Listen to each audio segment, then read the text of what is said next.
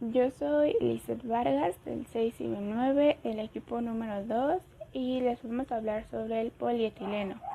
El acrónimo del polietileno es PE. Este es un polímero químicamente más simple debido a que su fórmula molecular es CH2, enlace CH2. Este polímero pertenece a los termoplásticos. Esto quiere decir que puede ser tratado así. La característica de estos es que al presentarse calor, estos se reblandecen y al agregarles frío, estos se solidifican de nuevo. Esto quiere decir que puedes pasar de la forma A a la forma B y de la B a la A simplemente modificando las características como la temperatura. Eh, este, ya que se puede procesar como en los termoplásticos, puede extruirse para hacerse fibras o mediante la inyección para hacer películas delgadas, soplarse para hacer películas delgadas. Las características de este polímero es que también se divide en dos, es el de alta densidad y el de baja densidad. Las características de estos, el de baja y el de alta, es que el de baja presenta de 40 a 50 y el de alta de 60 a 80% es su grado de cristalinidad. El módulo es de 130 a 1000 newtons sobre milímetro cúbico. La temperatura de cristalinización en el de baja densidad es de 105 a 110 y en el de alta es de 130 a 135 grados centígrados. El módulo elástico es de 200 a 1000 newtons sobre milímetro cuadrado. La estabilidad química en el de baja densidad es buena y en el de alta es excelente. El coeficiente de expansión es de 1.7 por 10 a la menos 4, mientras que en el de alta densidad es de 2 por 10 a la menos 4. La temperatura máxima permisible es de 80 y de 140 grados centígrados. La temperatura de reblandecimiento es de 110 y de 140 grados Celsius. La principal diferencia de estos dos tipos de polietileno es que el de baja, a diferencia del de alta, presenta ramificaciones en su estructura. Esto lo hace más flexible a diferencia del de alta densidad. Ok, ¿a qué nos referimos con producción anual del polietileno? Más que nada tenemos que saber qué significa el término producción anual. La producción anual es cuando se hace un estudio y se mide el producto creado con este mismo material. ¿A qué me refiero? Buscaremos todo tipo de producto, todo tipo que haya sido usado ya sea con polietileno o con cualquier variación.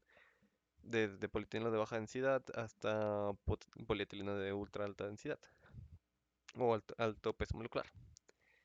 Ahora, con esto se hace un estudio en total en todo el mundo para llevar a cabo un simple promedio anual. Ahora, una vez entendido esto, el que más sobresale es el polietileno de alta densidad, ya que debido a su rigidez y su menor flexibilidad, y al ser ligeramente un poco más duro que sus otras variaciones, este es más adecuado para una amplia gama de aplicaciones, ya sea desde tapas, desde muchas cosas. Esto es lo que le permite que poco a poco el polietileno se vaya expandiendo. Y esto genera aproximadamente en un promedio anual 80 millones de toneladas. Este es un estudio tomado en todo el mundo. O sea, a final de cuentas se produjo 80 millones de toneladas. Entendiendo esto, el polietileno es muy importante. Sustituye materiales tradicionales. De hecho, llegó a sustituir como madera, papel, la mayoría de metales. Y prácticamente cada vez nos vemos, o sea, vemos más presente el producto, el polietileno. Debido a esto, diferentes estudios como el Cerecena informa que el mercado global del polietileno tendrá un auge desde el 2015 2015 hasta el 2026, incrementando una media anual de 2.9 del producto. O sea, del 80% va a crecer un poco más. Del 80 millones de toneladas tendremos más producto, tendremos un 2%, 2.9% más. ¿Todo esto depende de algo? Sí. En caso de que la baja del petróleo suceda, ¿a qué nos referimos con la baja del petróleo? Ya sea que el precio de la materia prima, como el petróleo, llega a subir o se deje de comprar, se deje de producir tanto, se deje de ocupar, o llega a pasar algún fenómeno político o algún fenómeno natural. En fenómeno político, ya sean más que nada nos enfocamos en revoluciones, en protestas, no en elecciones ni en algún otro tipo de ese tipo, de ese fenómeno. En fenómenos naturales, cualquier fenómeno natural, desde terremotos, desde alguna cosa. Obviamente esto es sin contar que alguna empresa llegue a tener alguna circunstancia, pero nos referimos en un amplio general. Este es el punto donde más importa. Tenemos distintos distribuidoras y generadoras de plásticos en todo el mundo, de las cuales sobresalen unas Bundle Plast, donde su sede se encuentra en México, Chevron Phillips Chemical Company, la cual se encuentra en Estados Unidos, Commercial Plastic Recycling, igual se encuentra en Estados Unidos, Covestro, SADCB, México, Danir, México, distribuidora de materias primas y colorantes. Esta más que nada se enfoca un poco en los Masterbatch, pero también es como apoya en el mercado del polietileno. Esta se encuentra en Colombia. Y de sí tenemos muchas sedes de Dow Chemical, la cual es la cual su sede principal está en Estados Unidos, pero de ahí se empezó a ampliar a terrenos de todo el mundo. Las más grandes que tiene, las sedes más grandes que tiene están en Brasil y en Argentina, las cuales todas se dedican a lo mismo, fabricar productos de polietileno. Yo les vengo a hablar sobre las aplicaciones de PE. Estas están divididas en sectores y comenzando con el embalaje, que esta se encuentra en bolsas y en espuma de PE, que ahorita vamos a hablar en algún momento. En el sector salud se encuentran los envases de farmacéuticos, por ejemplo las píldoras, las pastillas, entre otros medicamentos. En el aspecto de construcción se encuentran los cables, hilos y tuberías, que estos se encuentran en subterráneos para que absorban el calor y el sonido que se pueda generar a través de ellos. En lo económico se encuentran los envases y los diferentes artículos que puedan beneficiar a la persona que los consuma. En la vida cotidiana ahí se pueden encontrar más a menudo, que son botellas como la del cloro, detergentes, juguetes, entre otras más.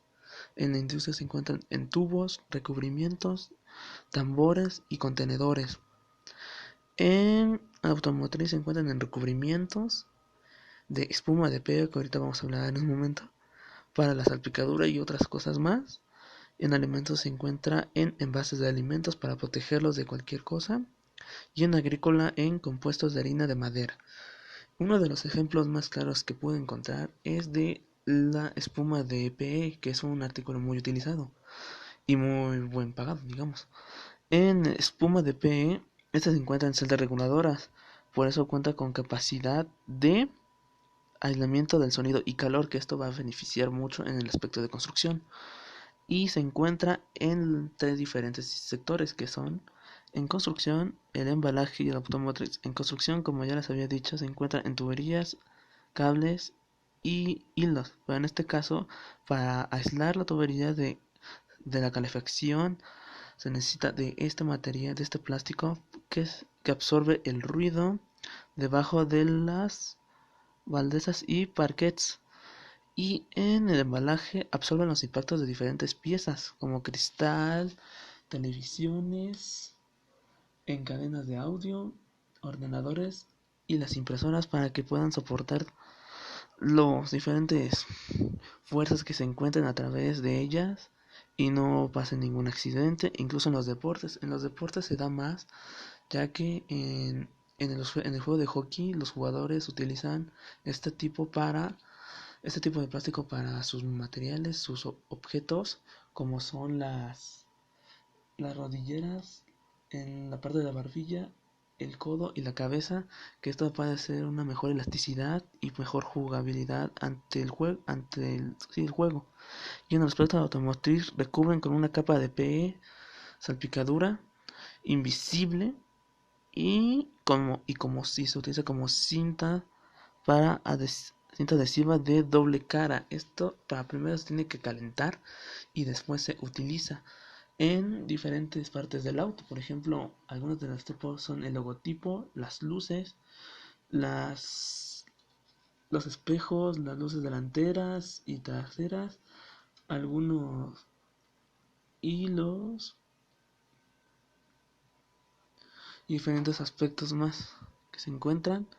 Y después de las aplicaciones vienen las transformación, que aquí en diferentes transformaciones de este plástico se encuentran la extrusión, la coextrusión, la inyección soplo, extrusión y soplado, extrusión y soplado y rotomoldeo. En la primera se utiliza en las películas, en cables que se pueden utilizar en construcciones, en hilos y tuberías que pueden ser en construcción o en algún tipo de otras cosas. En construcción es en las películas y láminas multicapa. En inyección son partes complicadas en 3D que pueden ser como los faros o algún tipo de pieza más rara. En inyección y soplo, botellas de diferentes tamaños. Extrusión y soplado en bolsas y tubos delgados. En extrusión y soplado de nuevo crea botellas de cuerpos huecos. Esa es más diferente. Y rotomoldeo deposita y formas huecas que pueden ser como los que se encuentran en las calles, que están en las autopistas, esos que se ponen para los autos para que no crucen, los conos, diferentes aspectos que forman. Estas son las transformaciones y los diferentes objetos y diferentes métodos, como el de inyección, que es por un husillo y se va acercando hacia el molde, y en rotomoldeo donde gira el material para dar forma a la pieza, y algunos objetos que se pueden hallar de este. Hola, mi nombre es Antonio Morales Valerio, soy del grupo 6 y B9 y me tocó exponer sobre el proceso de producción industrial del polietileno. Bueno, como materia prima vamos a utilizar el etileno. El etileno va a pasar por un compresor para proporcionarle la presión necesaria para poder llevarse a cabo la polimerización. Una vez que el gas tiene la presión necesaria, va a pasar a un reactor. En este reactor se van a mezclar el catalizador y el solvente. Esta reacción libera mucha energía, calor. Entonces, como consecuencia, el catalizador se va a evaporar. Una vez que se evapora el catalizador, pasa por estos ductos donde los lleva a un condensador para que el condensador condense el solvente y posteriormente lo vuelva a reingresar al reactor. Una vez que la polimerización finaliza, el material se va a llevar a un separador. Bueno, el separador lo que va a hacer es separar el solvente en estado gaseoso del producto. En este caso, el solvente va a pasar por un compresor para posteriormente volver a reingresarlo al tanque del solvente. La materia va a pasar a un eliminador. El eliminador, a veces la materia no sale completamente limpia, entonces va a salir con porciones pequeñas de catalizador o de solvente en estado líquido. El eliminador lo que va a hacer neutralizar el catalizador, va a extraer el solvente que queda en estado líquido y lo deposita en un tanque para su reutilización nuevamente. Una vez que el catalizador y el solvente se extraen del polietileno, el polietileno va a caer con humedad. Entonces, por lo que se va a pasar a un secador, va a extraerle la humedad que tiene. Después sale el polietileno. Ya después Hay otro proceso que en este caso puede ser la extrusión, donde el polietileno se mete a extrusoras para después agregarle aditivos para poder sacar sus derivados, como puede ser el polietileno de alta densidad, el polietileno de baja densidad, polietileno de alto peso molecular, etcétera. Métodos de reciclaje. Existen 3 tipos de reciclado para los materiales plásticos, como lo son reciclado mecánico, recuperación energética y reciclaje químico. En el reciclado mecánico es el reprocesado de los productos plásticos por medios físicos para obtención de nuevos productos. En el reciclaje químico obtenemos los monómeros desde los polímeros por distintos métodos de polimerización, como son gasificación o la pirólisis. La recuperación energética es un proceso un poco más complejo, ya que aquí es la generación o sustitución parcial de la energía de los productos o combustibles para los diferentes procesos. En este tema me voy a especificar en el reciclado mecánico. Los plásticos más recurrentes en este método son el polipropileno, poliestireno y los polietilenos, alta, baja densidad. Hola profesores y compañeros, soy Ponce Castro Axel Armando del equipo 2 de Tecnología de los Polímeros y ahora les voy a hablar sobre los métodos de transformación que se ocupan para el polietileno. Vamos allá.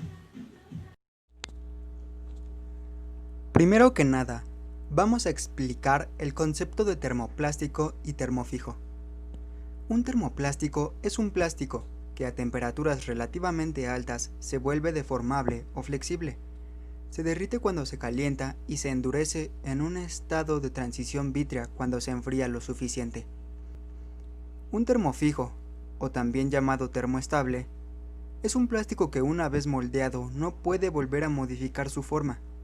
Cuando se vuelve a calentar, este plástico se descompone o se carboniza, y por lo tanto no puede ser reciclado, a diferencia de los termoplásticos. Existen 5 métodos de transformación más comunes del plástico. Entre ellos tenemos inyección, extrusión, rotomoldeo, termoformado y compresión. Y en todos ellos se puede utilizar el polietileno. Inyección. Este es un proceso intermitente, en el cual se funde el plástico en forma de pellets en un extrusor y se utiliza el tornillo del extrusor para inyectar el plástico una vez que ha alcanzado la cantidad de masa fundida que se requiere para inyectar y formar una pieza de plástico. Extrusión. Este es un proceso continuo, parecido al de inyección por utilizar el mismo tipo de máquina, pero diferente tornillo o husillo.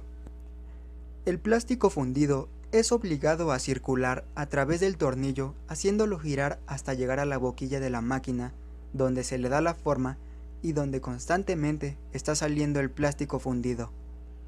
Es muy común el uso de este método para mangueras, popotes, perfiles, etc.